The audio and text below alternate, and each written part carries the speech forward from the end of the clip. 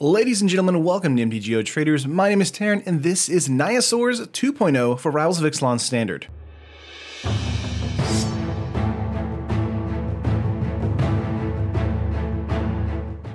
So this deck has been in the oven for quite a while. I think I've probably spent more time with this deck than any of the other tribal decks, just because Nayasaurs is sort of one of the decks that has a lot of flexibility and can be quite powerful, but needed a lot of time to kind of critique it and make sure it was molded into the deck that I wanted it to be. I first started this deck off with the Enrage mechanic, but I found that the Enrage mechanic was a little terrible against a deck that had a lot of removal or fatal push or things like that, where we would try and get an Enrage mechanic off on our creature and they would just kill our creature, and then we would just 2-for-1 ourselves.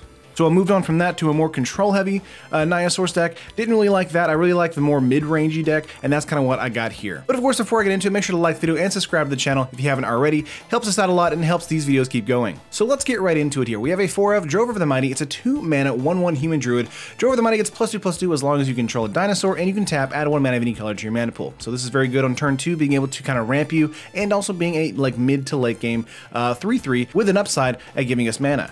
Next up here, we have 4 Raptor Hatchling. This is one of the few cards I kept with the Enrage mechanic in the deck, because I do think this card is very good against everything but control. So basically anything where they're wanting to trade with creatures as far as damage, or they have removal like a Lightning Strike, a Braid, things like that. Raptor Hatchling is going to be very good for us. It's a 2-mana 1/1 dinosaur with Enrage. Whenever Raptor Hatchling is dealt damage, create a 3/3 green dinosaur creature token with Trample. So in the early game, it's a 1/1 that turns into a 3/3. That's very, very good for us.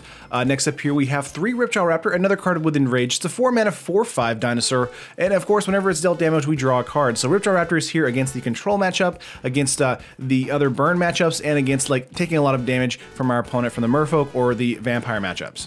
Of course, the cards we don't want to see being targeted towards Ripjaw Raptor is Vraska's Contempt, a Revolted Fatal Push, and of course a Cast Out or Ixalan Binding. Those are the 4 cards we really don't like. A Fumigate could be as well, but normally Fumigate is not going to be as useful against us as most players think it is. But besides the Enrage mechanic here, Ripjaw Raptor is just a fantastic 4/5 for 4, and that's good enough to actually just get in for some damage. And the last 4 creatures in the deck here, because we only have 15, it is Regisaur Alpha. It's a 5-mana 4/4 of dinosaur. Other dinosaurs you control have haste, which is fantastic. And when it enters the battlefield, create a 3/3 green dinosaur creature token with Trample. So a 4/4 that creates a 3/3 with haste, they can get in with Trample damage. Very, very good. I found the Regisaur Alpha is a great answer against control, a great answer against aggro, a great answer against any kind of mid-range deck. It's just a fantastic card as long as it doesn't get countered in that particular control matchup. It's especially difficult to deal with because it gets around a Fatal Push. The 3/3 can be Fatal Push, of course, but it's a 5-mana 4/4 that actually does a lot of damage and can also speed up our entire board state, which is awesome. And since we have a low creature curve, we kind of need something else to create creatures for us, so we have a 2 of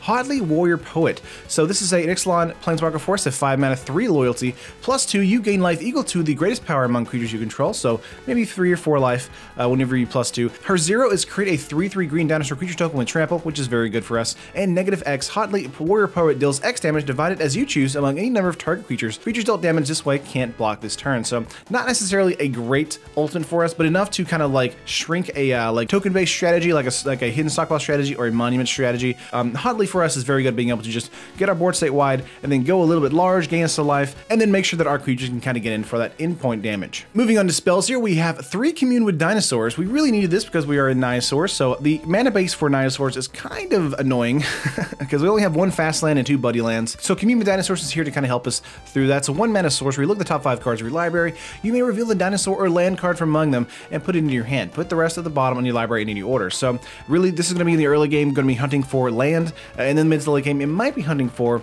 a Ripjaw Raptor or a Regisaur Alpha. So fantastic for us that way. Moving up here, we have 2 Heroic Intervention. Because we have 7 creatures with Enrage, Heroic Intervention could be here to be a great way to block and trigger Enrage, but also a great way to kind of survive sweepers because of the Fumigates, the Bontu's Lost Reckonings, things like that. Now, if an Hour of Devastation hits us, that's kind of the only silver bullet to a Heroic Intervention here, but besides that, a lot of players in the hidden stockpile decks or the white decks have Fumigate either in the main board or in the sideboard. Heroic Intervention is going to help deal with that for us. Next up here for some removal stuff, we have 3 Lightning Strike. It's a 2-mana instant, deals 3 damage to target creature or player, so great at being able to remove some early game threats and being able to just ping our opponent for 3 if we really need it. Next up here, we have 2 2 Fiery Cannonade. I almost put Sweltering Suns in the main board here, but I do love the instant speed here. It's a 3-mana instant, deals 2 damage to each non-pirate creature. So in game 1, this is a great way to remove a Glintleaf Siphoner, Long Tusk Cub on the play, a great way to get rid of any kind of early game advantage that we do not like that is giving us trouble on the play or on their turn. Of course, we can board this out into a Sweltering Suns or Hour Devastation that we have in the sideboard if we are up against a pirate deck. But this can also be used as a great way to trigger Enrage on our side of the field as well, because it does do 2 points of damage to our creatures too, so that does trigger an Enrage for a Ripjaw Raptor and a Raptor Hatchling. And the last 2 spells in here are a Brave. This is a 2-mana instant. To choose one, deal 3 damage to target creature or destroy target artifact. So Mardu Vehicles and Godforce Gift is kind of coming back in a big way right now in the meta, and a Braid is going to be in here just kind of representing that and making sure that we can actually shut down an artifact-based strategy when we need to. And of course, it deals 3 damage to target creature if we need to as well. Moving on to enchantments, here we have quite a bit, 8 in total. We have 3 Radiant Destiny. This is a 3-mana enchantment. It has a send here. If you control 10 or more permanents, you get the City's Blessing for the rest of the game. As Radiant Destiny enters the battlefield, choose a creature type. Creatures you control the chosen type get +1/+1 as long as you have the City's Blessing. They also have Vigilance. That is fantastic for us, and of course, a really great way for us to kind of go wide with our strategies, even though we have 15 creatures. We have 15 creatures, and 4 of them make another creature, and then we have a Planeswalker that creates creatures as well. So Radiant Destiny is going to be able to get City's Blessing really quickly if our opponent can't shut us down. Next up here, we have 2 Anointed Procession. Keep in mind, Anointed Procession is here for us because of the Register Alpha and the Hotly Warrior Poet. It's a 4-mana, 2 of enchantment. If an effect would create 1 or more tokens under your control, it creates twice that many tokens instead. So Register Alpha enters the battlefield and it creates 2 3/3s. Raptor Hatchling dies due to damage. Enrage Trigger makes it so it creates 2 3/3s. And of course, Hotly, its 0 ability creates 2 3/3s. So it's a great way to go really wide against an opponent that's making a lot of like 1/1s or a lot of 2/2s. Making 3/3s that can actually be 4/4s thanks to Radiant Destiny is ridiculous. And the last 3 enchantments here at the main board are 3 Cast Out, a 4-mana enchantment with Flash. When Cast Out enters the battlefield, exile target non-land permanent opponent controls until Cast Out leaves the battlefield, and of course cycling for 1 white mana. We will rarely use the cycling in the new meta right now. Cast Out's really here to grab a Planeswalker, here to grab Scarab Gods, here to grab Glorybringers, things like that that are immediate threats and need to be dealt with immediately. But that is all the cards besides lands. Let's move on to lands here. First up, we have 4 Unclaimed Territory. We only have 15 creatures in the actual main board here, so Unclaimed Territory could be a card you could probably pull out since the creatures are only red and green. But I do like it in here as well, just being able to help us to kind of get our creature base kind of going as quickly as possible, because we do have a creature with 2 green mana, and that can be quite difficult in a tri-color deck.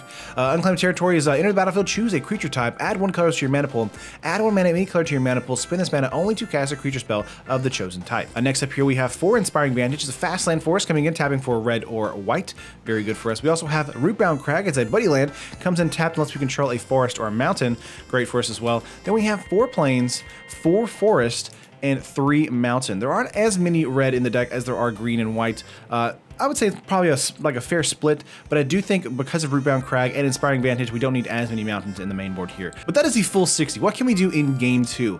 There is a lot of control decks going on right now. There is a lot of aggro decks with a ton of removal. What can we do in game 2 here? Let's move on. We have 2 Sweltering Suns here to deal with those cards like the Merfolk strategies, these vampire strategies, or another pirate strategy if Fiery Cannonade is not useful in the game 1 game plan. We want to take that out, bring in Sweltering Suns. It's a 3-mana sorcery. It deals 3 damage to each creature in cycling, of course, for 3 mana. And cycling we will probably never use unless we really need to for an answer like a Cast Out.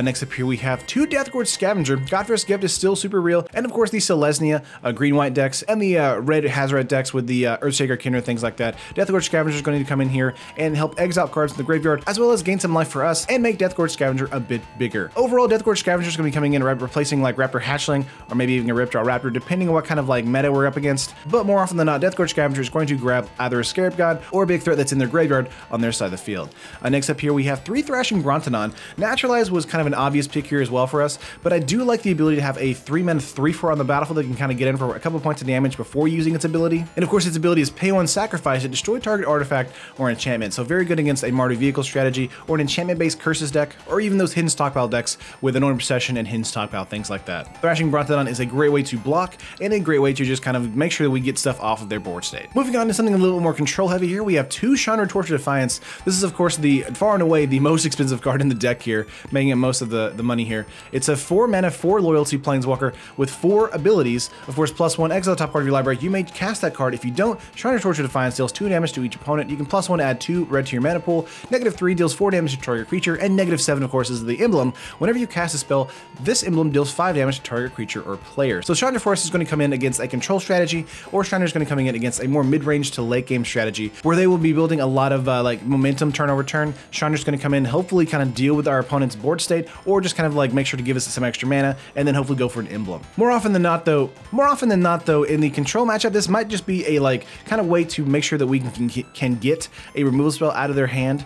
So Chandra Torch of Defiance might just be a useless card, or just a kind of removal magnet for us as well, to make sure we get out Register Alphas or Hotly Warrior Poet instead. Moving on here, we have a 1-of Ixalan's Binding, a 4-mana enchantment. When Ixalan's Binding enters the battlefield, exile target non-land permanent and opponent controls until Ixalan's Binding leaves the battlefield. Your opponent can't cast spells with the same name as the exiled card. So this is going to be brought in against a Hidden Stockpiles deck, an Inland Processions deck, a Monument deck, anything we don't like that has a multiple like 4 of that single card in the deck, maybe a Scarab God deck as well in control. Ixalan's Binding is going to be very good at being able to shut down an opponent's strategy, basically completely, unless our opponent has like a cast out or something else to go up against Ixalan's Binding. But of course, it is just a 1-of here, because I do think Ixalan's Binding is a little bit slow and not as good as a cast out, depending on what kind of matchup you're up against. Moving on here, we have 2 Settle the Wreckage. These are going to be coming in against a super hyper aggro strategy. It's a 4-mana instant. Exile all attacking creatures target player controls. That player may search his or her library for that many basic lands, put those cards onto the battlefield tapped, then shuffle his or her library. So a great way of being able to get rid of those major threats on their side of the battlefield. Give them some land, but at that point, this is usually the mid to late game where the land isn't as important. It does thin their deck a little bit, giving them the ability to draw into more threats. I understand that side of it, but still, the Wreckage is really only here to kind of like grab those Hazarets, grab those Scarab Gods, grab those big creatures that our opponent is swinging out, hopefully getting that game-ending damage to us. Moving on to some more removal here, we have 1 Hour Devastation, just a 1-of, a 5-mana sorcery. All creatures lose indestructible until end of turn. Hour Devastation deals 5 damage to each creature and each non-bolus Planeswalker.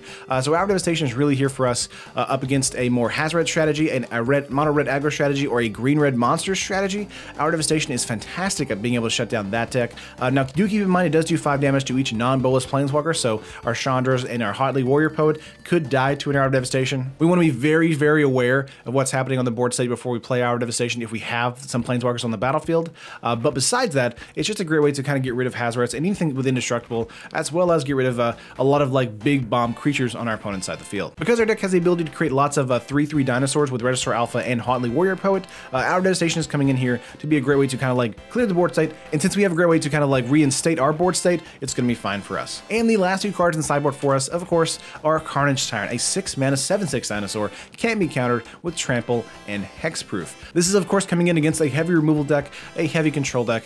Carnage Tyrant is a fantastic bomb for us, being able to be a 7/6 attacking in, basically a 3-turn clock, if our opponent does not have an answer for it, like a Bounteous Reckoning, a Fumigate, things like that. Now, do keep in mind, Vizier of Many Faces is kind of a card that's coming in from the sideboard for a lot of decks in the control matchup to like copy a Carnage Tyrant, so you do want to keep aware of that, because it doesn't specifically target Carnage Tyrant, it's just a creature on the battlefield. So a lot of times in the control matchup, they'll just play a Vizier of Many Faces, copy Carnage Tyrant, and then our Carnage Tyrant will just die to their Carnage Tyrant. So we want to be very aware of that whenever we play out Carnage Tyrant on the play. But that is the full 75, folks, on MTG Traders. It's coming to about 122 tickets, and of course half of that is made up by Chandra Torch of Defiance. Without Chandra Torch of Defiance, it's going to be dropping by half on the paper and the actual MTGO price. On paper, it's coming to about $230, which to me is kind of the mid to high point for standard for us. But we really wanted to make a deck that is Nayasaurs, that is very powerful, and has great flexibility toward the mid to late game. But of course, game 1 game plan, we get out a Commune with Dinosaurs. Turn 1,